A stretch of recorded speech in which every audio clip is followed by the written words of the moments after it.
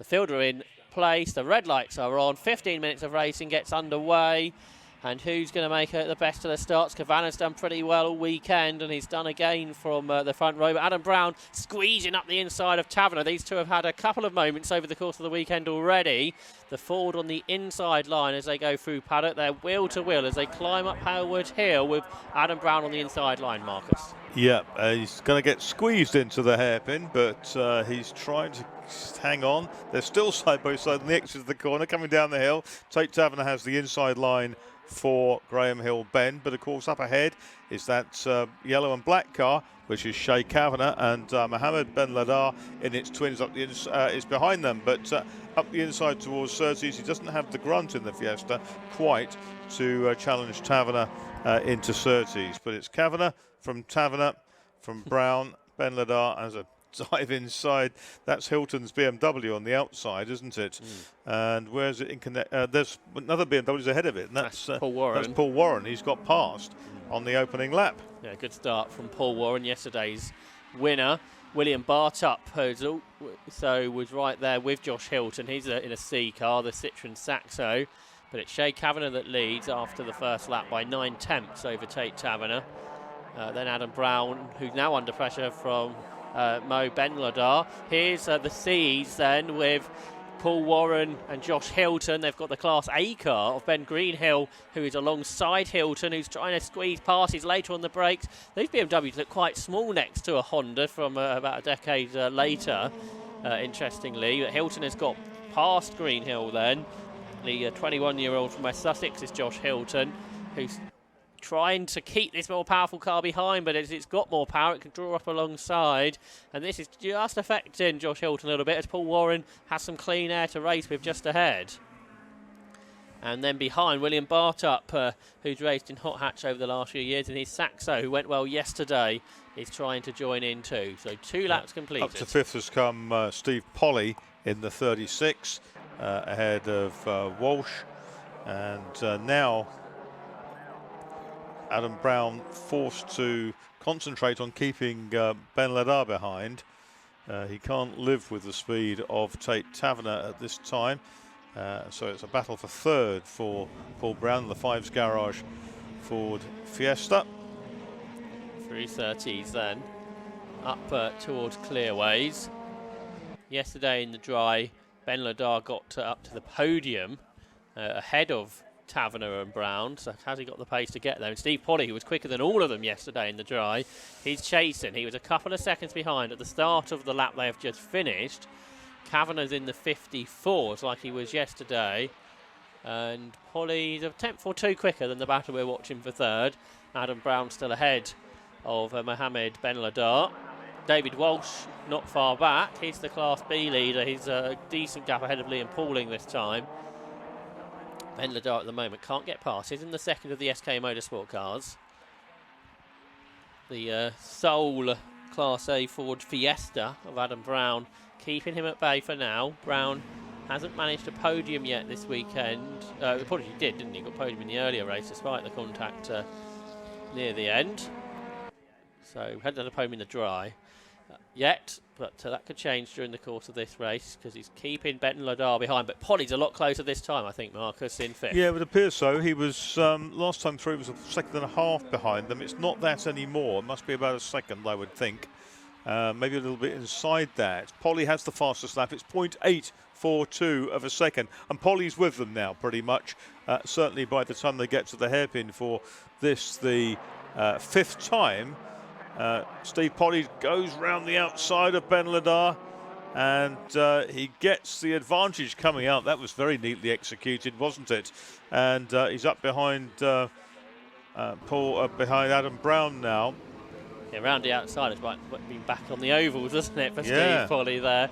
He caught them, immediately got one of them. So great effort from Steve Polly. We haven't really seen him come from behind yet. Earlier in the weekend, he started high. Look how much speed he takes through Clearways. A little bit too much there. I think he had to get on the anchors not to run into the back of Adam Brown, but he's got really good mid-corner speed, Steve Polly. He has, and he's not that far behind. They're not that far behind Tate Taverner, who'll be a different kettle of fish to overtake.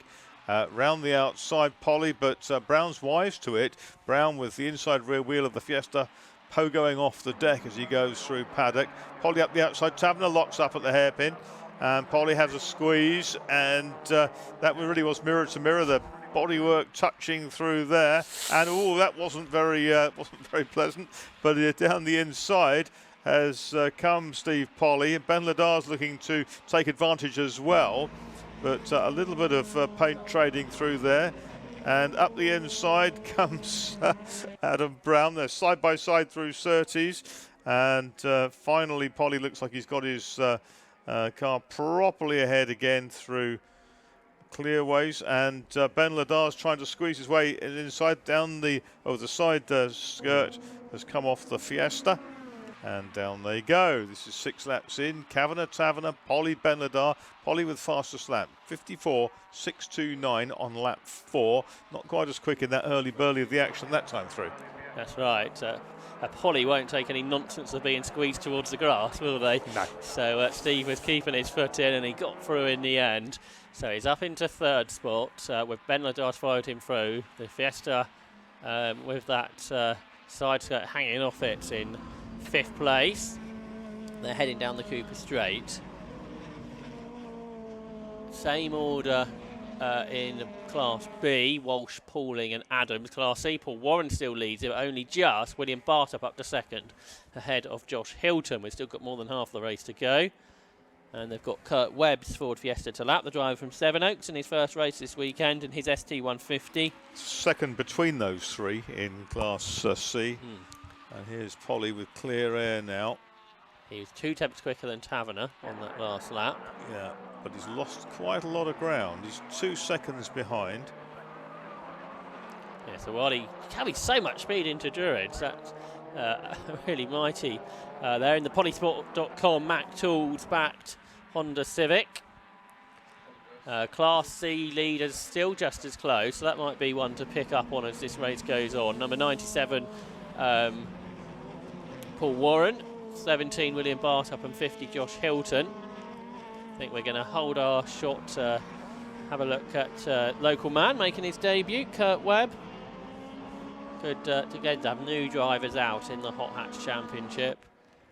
But the battle behind him, we see Liam Pauling and Ben Greenhill and Lee Warren. The Ford car's going quite well with this new engine in it this year for Lee Warren, a Duratec 2.4 litre engine, and he's managed to squeeze that into the engine bay of the Ford car.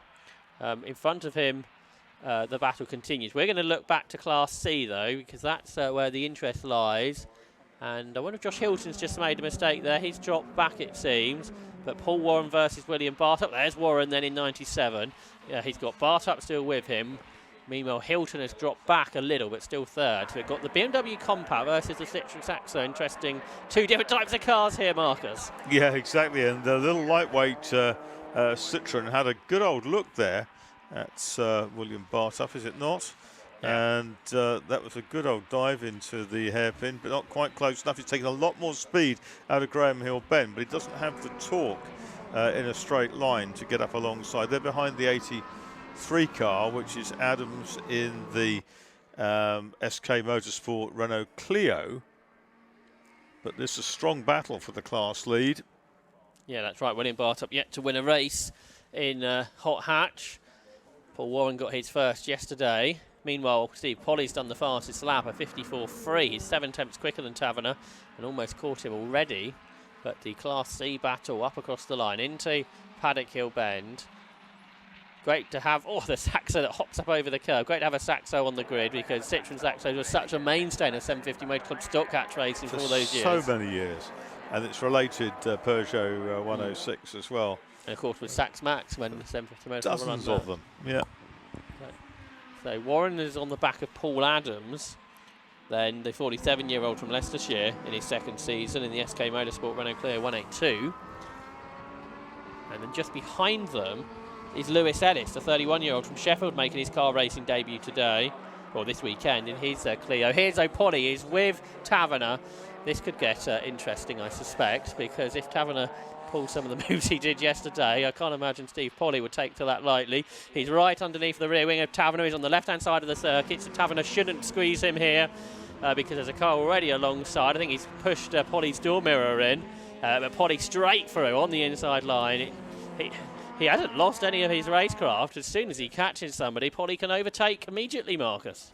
Yeah, he's absolutely going for it. He doesn't have the extra wing on the back, which I'm sure isn't massively beneficial round Brands Hatch.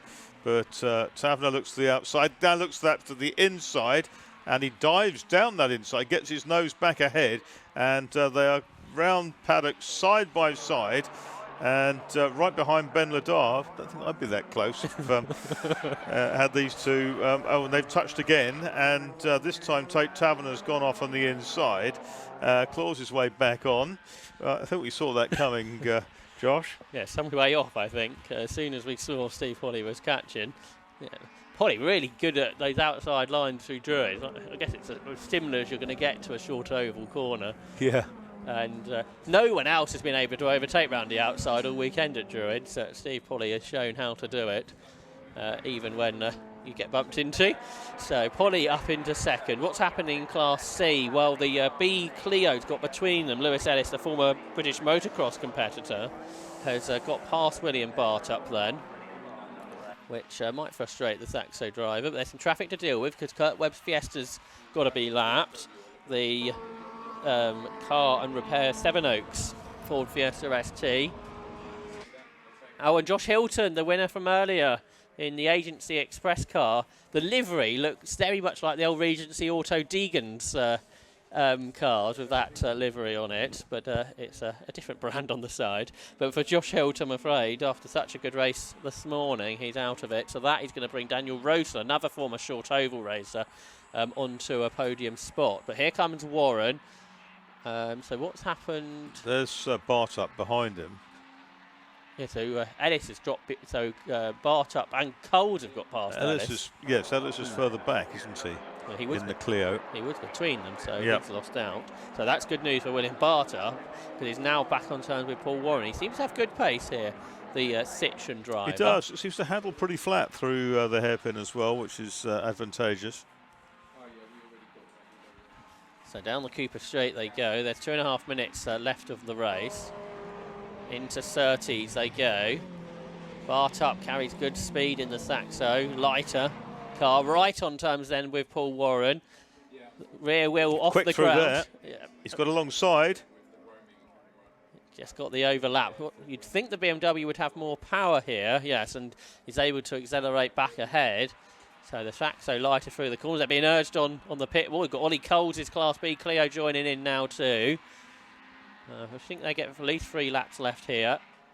They've got Paul Adams' Clio not that far ahead. That's where Ollie Coles wants to get to, third in Class B. But William Bartup, he's not worried about them. He's going to have a go at the Steve Polly move round the outside. Do a Polly.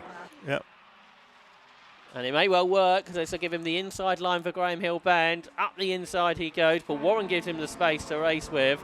And William Bartup goes through. And Warren drops a couple of wheels out over the grass. He's got more power, though, down the Cooper Straight. So he's back alongside. Ollie Coles is looking up the inside to make it fair best. And Paul Warren back round the outside to take the lead of Class C.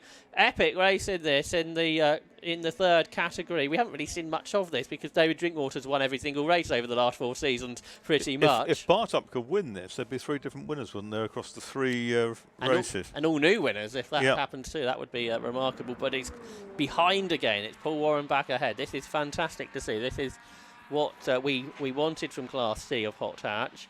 And Ollie Coles, he doesn't really know what to do, does he? He doesn't want to get involved too much. Bartup came calmly back inside him, around the outside of him. Yeah, because they're pretty inexperienced still. They've only been racing for a few years, Warren and Bartup.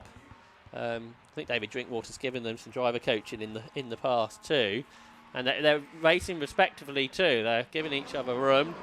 Bartup now back on the boot lid of the BMW. And we've got Shay Kavanagh, the overall leader, closing in on them. And he will start his last lap next time past. So it'll probably be a last lap that we'll be going on to in this battle in Class C. Paul Warren in 97.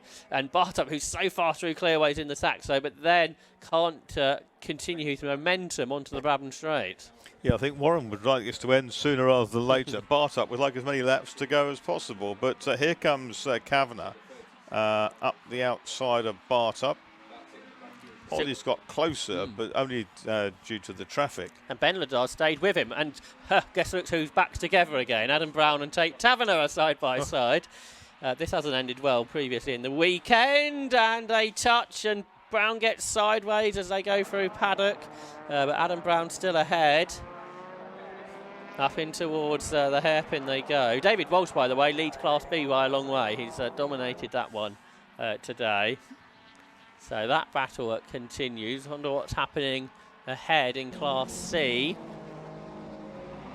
Well, here they are. William Bart up into the last corner, looks up the inside of Paul Warren, but he can't quite get there, so we may not get 3 winners after all in Class C. Just ahead of them for the 3rd time this weekend, the PBS Brakes Hot Hatch Race winner will be Shay Kavanagh, so he takes the checkered flag. But Paul Warren absolutely delighted with his 2nd win of the weekend after a great race. And for 2nd place overall, Mo Bendelol drew up alongside Steve Poddy, couldn't quite get there, 2 tenths between them. Adam Brown beats Tate Taverner in their scrap on the last lap to take 4th. David Walsh will come through in a moment. He's going to have a 2nd victory like Paul Warren had. But Class C there, the stars of that race, with Paul Warren coming out on top in the end by about half a second, I think, over William Bartup. Great race from both of them. That's terrific racing, wasn't it? Plenty of action, a little bit of paint swapping, a few bent mirrors, but it was certainly close. That's right, and the SK Motorsport cars there, that make a nice image for their advertisement in the future. But it's number 93, the race winner, Shay Kavanagh in his Honda Civic. He was 5.9 seconds ahead of Steve Polly, back on the podium again. Mohammed Ben Ladar, he takes 3rd. Adam Brown was 4th and Tate Taverner 5th. David Walsh wins Class B. Ben Greenhill 7th. Lee Warren 8th, going well in the Ford car. 9th for Liam Pauling and 10th for Paul Adams. The Class C winner again, Paul Warren. Ollie Coles and Lewis Ellis somehow got between he and William Bartup, who is 2nd in Class C, with Daniel Rosen 3rd. Then completing the runners, Wayne Shackelford, Harry Greenhill, Neil Frost, Craig Turner and Kurt Webb. Retirements for Josh Hilton and for Chris Woods too. So that's it for Hot Hatch this weekend. They will be at Castle Combe next month, where I think some of the Castle Combe regulars have been inquiring and joining the 750 Motor Club on that weekend. Snetterton in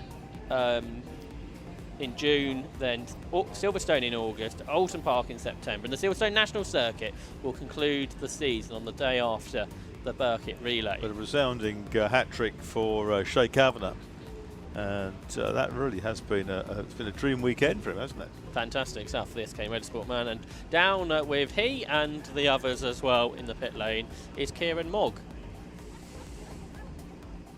You have to love the hot hatches. It never ever fails to give you some action. And up at the front we have Shay Kavanagh for the 3rd time this weekend. Absolute domination here at Brands. How has it been? No, it's good. It definitely dried up in that 2nd race, so it's perfect. It was back to nearly qualifying yesterday. So yeah, really good, really good. Couldn't really have asked for much more really for the weekend, could you? No, that's it. I think it's definitely going to get closer every round comes, because everyone's going to learn the cars. Everyone's in fresh cars this year, so we'll take it while we can, but I don't think it's going to be all the way through anyway. Absolutely. Well, congratulations on the triple win. Cheers, thank you. Very much. Right. Paul Warren. Now, you said to me earlier on, if you won all 3, hang on, he's not listening yet. if you won all 3, you do the entire season. Yeah. Now, you got 2nd yesterday, but you also had a win yesterday and a win today. Does that mean you're going to carry on?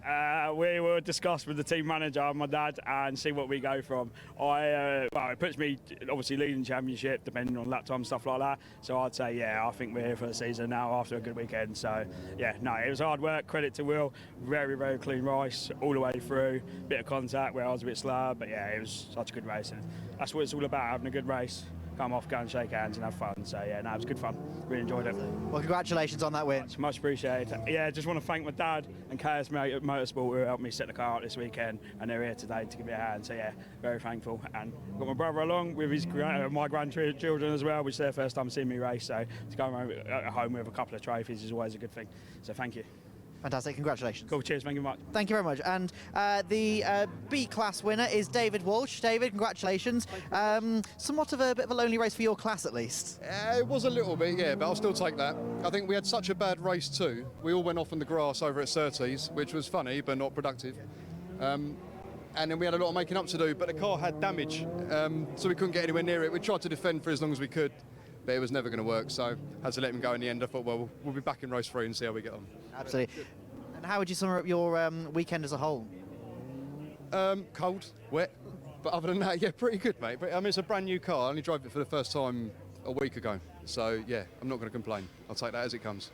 Excellent. Well, congratulations then. Thank you very much. Thank you very much. Right, going straight back into the next race now, which is the MR2s.